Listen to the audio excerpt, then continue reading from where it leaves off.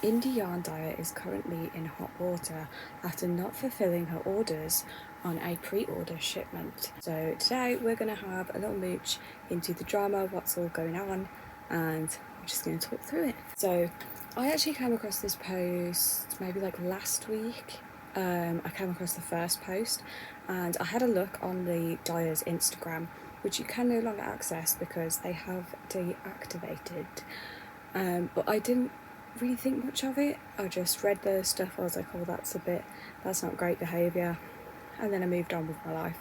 But then I got another notification last night that there was another post, and I thought, this is the second one, let's do some digging on this. And yeah, it seems people are upset, and rightly so.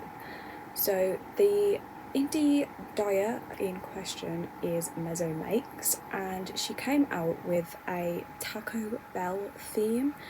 I think most notably a Baja Blast. I'm not American, I'm sorry. Themed dye. And I have managed to get pictures of these, and then I did actually look on her website, which I haven't checked whether that is still active. I can see that the Instagram is down. Let's have a look together. Fibre by MezzoMakes. Yep, the website is still up at the moment. And yeah, so I could see that there was this After Snack Club, which was a Cosmic Brownies themed dye. And then there was also the Taco Bell one. It does look like things have definitely gone off her website, because before there was a subscription box, there was this Cosmic Brownies, and then there was the announcement for the Taco Bell, and all of that, from what I can see, has gone. It's got the information about the yarn bases, and you can still purchase the after school snack, either as a subscription or as a one-time purchase. You can still do that. The post in question that I saw last night was MezzoMakes dodging messages and emails about her very delayed Baja Blast collection. This collection was originally launched on the 28th of February. We are now on the 19th of June. And apparently was put on hold due to a pest problem. There hasn't been an update in 6 weeks. She's not answering emails or DMs, commenters, or attempting card chargebacks. Genuinely, I need these indie yarn dyers to start investing in business insurance, make sure they have enough in their business savings account to cover losses like this. You have no business launching a large pre-order without making sure you can cover your ass in case of emergency. If you can't do that, you need to focus on smaller releases until you have enough saved up, which is an incredibly fair point, and it is something that a lot of people are bringing up in this discussion. Why did she not have insurance as a business owner? I'd open up the camera.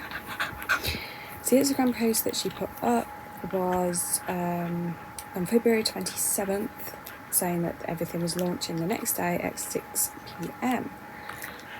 And then she did an update. Hello friends, some order updates. I want to address why the Baja Blast orders are taking so long. I've been dealing with a pretty bad pest problem in my home. I don't really wish to go into it further, but it destroyed my bare yarn stash. I mean, all of it unusable. I just simply won't send it out. Because of this, I have a huge financial burden to replace all of that bare yarn and in turn dye it and send it over to you. It's not ideal, but I promise it's heading your way soon. Something that sucks about being a cottage industry member is that this is my home. There's no separation of personal life and work life when you do something like this, and everything that affects my home affects the yarn. Thank you for understanding, and even if you're frustrated, I appreciate you hearing me. And there was a really interesting response to this, which I 100% agree with, which was the second point on this screenshot. Bruh, if your livelihood is yarn, how do you not have a chest freezer to store it in? Which is very true. Why do you not have somewhere secure to keep your stock? Just a question. But there was some more interesting comments, like this one here. FYI, I ordered from the Wicked line in early January, so before the Baja Blast collection. I never received it. I tried to contact her a few times and filed a chargeback with my bank a few weeks ago before all this started to blow up. I'm concerned that she couldn't fulfill the Wicked line and went and advertised for the Bargy Blast line after. I'm not sure if the timeline of pests destroying her yarn adds up. And there's quite a few other people that have mentioned that they didn't receive their Wicked yarn, and that she's also put like the shipment into PayPal, so it looks like it's been shipped but it hasn't, so they can't file a claim. That's a bit dodgy. The one here, this is what I was talking about. I've bought yarn from her numerous times, so I've had zero reason to believe I wouldn't receive my order. But here I am 6 months after ordering. I bought from the Wicked pre-order and it shipped 3 months ago, and I reached out almost 2 months ago because USPS never received the package and finally initiated a complaint when she didn't respond after weeks. Here's the post. I started a PayPal claim a couple of weeks ago before all of this happened. I also posted the first of the 3 Craftstart threads just questioning if she was responding to anyone. She responded literally the night before her deadline with tracking info to PayPal, nothing to me. Now I'm still waiting and waiting. I'm one of those people who had to use Pay in Full for $65, so I'm pretty annoyed I haven't seen the yarn. So that screams incredibly scammy behaviour to me, that she has put the tracking info in to stop people from doing chargebacks. But it's interesting because she updated her Instagram story before deactivating. Hello everyone, I'm not scamming you, I'm literally sending out orders next week. It's absolutely beyond inappropriate to comment on my LinkedIn, thanks. Now I'm not sure what's gone on with the LinkedIn situation, I'm not going to have a look, but apparently her LinkedIn is more of like a professional space outside of yarn, and people have been bringing it up on there from what I've seen. So she put, trying to damage my personal professional life over yarn is insane. Sorry, I could say a million things about being a small business owner, stress, pressure, etc. You're going to get your yarn. For those of you who've reached out kindly, I see you. It's on its way out to you soon. Thank you for your firm kindness. Life smacked me around, but for those of you being rude, do a chargeback like a normal person, please. Cancelling all clubs going forward, etc. I'm going to log off for a while. And then we have this comment, which makes an incredibly good point. Do a chargeback like a normal person. Chargebacks are never normal. And way to torch being able to ever sell anything online ever again. No payment processor is going to touch you if you have a huge number of chargebacks, which is true. Because they're going to see that there's obviously a reason why all of these chargebacks are coming through. That means that you're not fulfilling the product properly.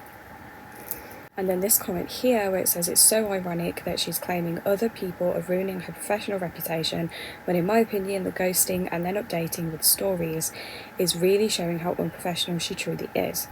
Also, we aren't upset about the yarn. At this point I stopped caring about the yarn over a month ago. People are upset about their money. Hundreds of dollars between Taco Bell and the other school snacks club for me at least. Being held hostage with no communication.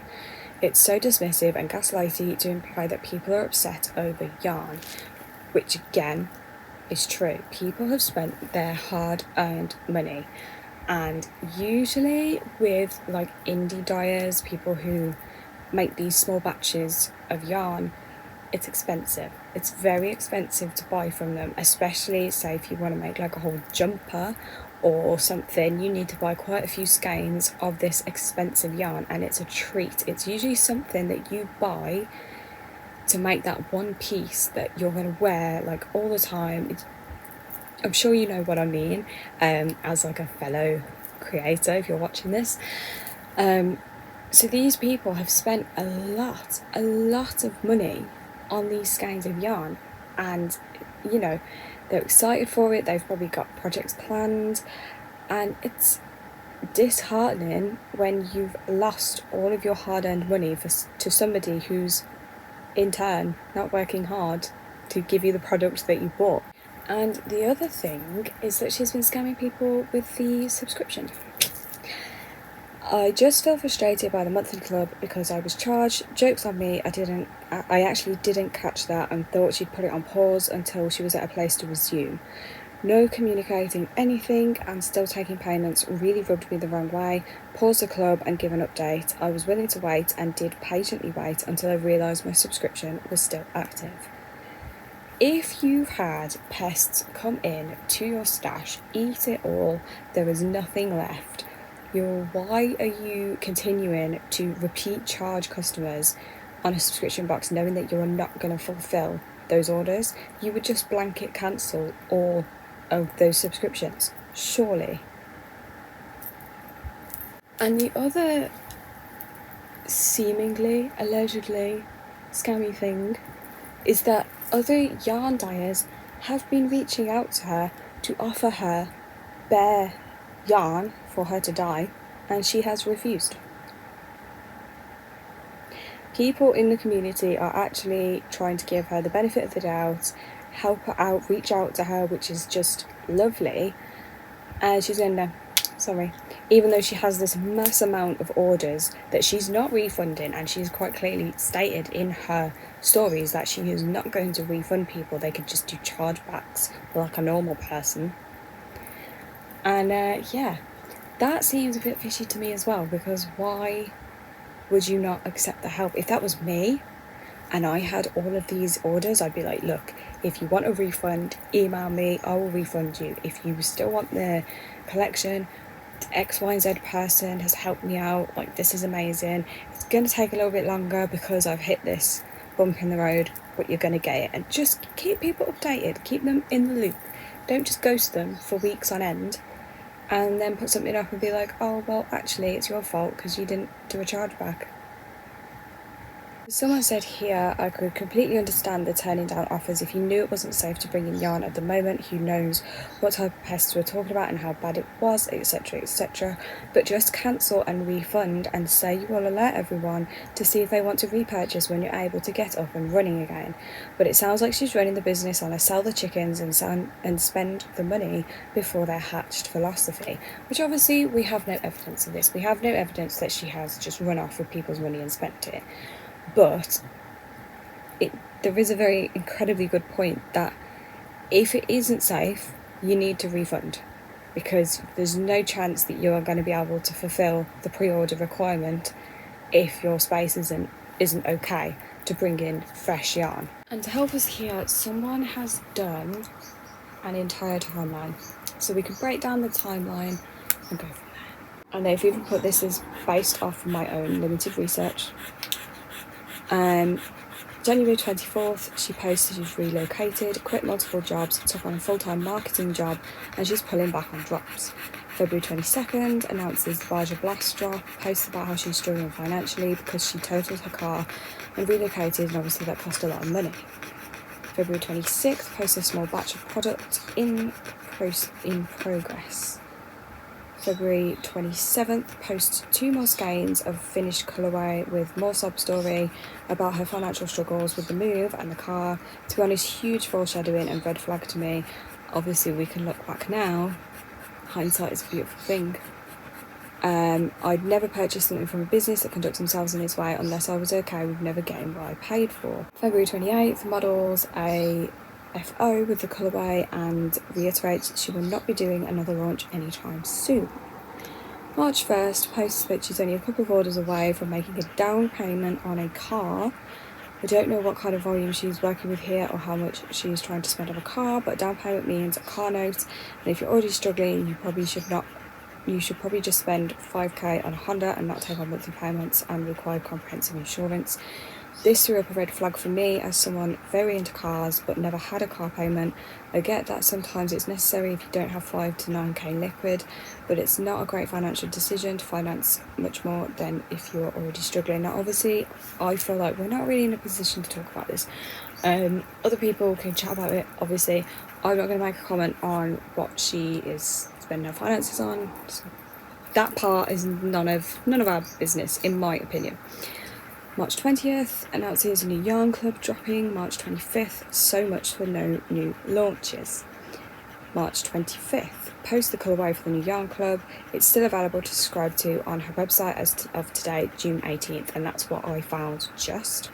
And there's 0 posts until May 4th, addresses the delayed orders and mentions a vague pest problem that she doesn't wish to go into further, and states her entire bare yarn is unsalvageable and she has to take on the huge financial burden to replace it and dye it to fulfill orders. May 9th, posts a collab with a lamp brand, and nothing till then. Who knows, maybe she did have the bases in stock and the bugs got to it, or maybe she put the cart before the horse, spent the money immediately, had a delay or an unexpected cost increase with her supplier, because we all know it's been a mess of confusion with the tariffs in the US. Maybe can't manage the work-life balance of 2 jobs and is now financially underwater with this drop. No matter what the truth is, her financial burdens are not for her paying customers to bear, which is incredibly true. If you are going to be making 0 profit or worse, losing money, it would be better to proactively give refunds to everybody at this point to ensure trust. Yeah, it sucks, but you can't run a business with no money, no credit, no assets, and no product. Which I think sums it all up. If this did happen, now obviously it is all alleged, it's what she said. He said, she said. She said that she's had this bug infestation, and obviously we can't prove whether that is or isn't true. However, we can say that it's not our problem. I mean, obviously not like my problem because I haven't ordered. Sorry to rub that in. But it's not the consumer's problem. The consumer's problem is that you are not fulfilling what they paid for. And if you can't do that, unfortunately, you do need to refund them.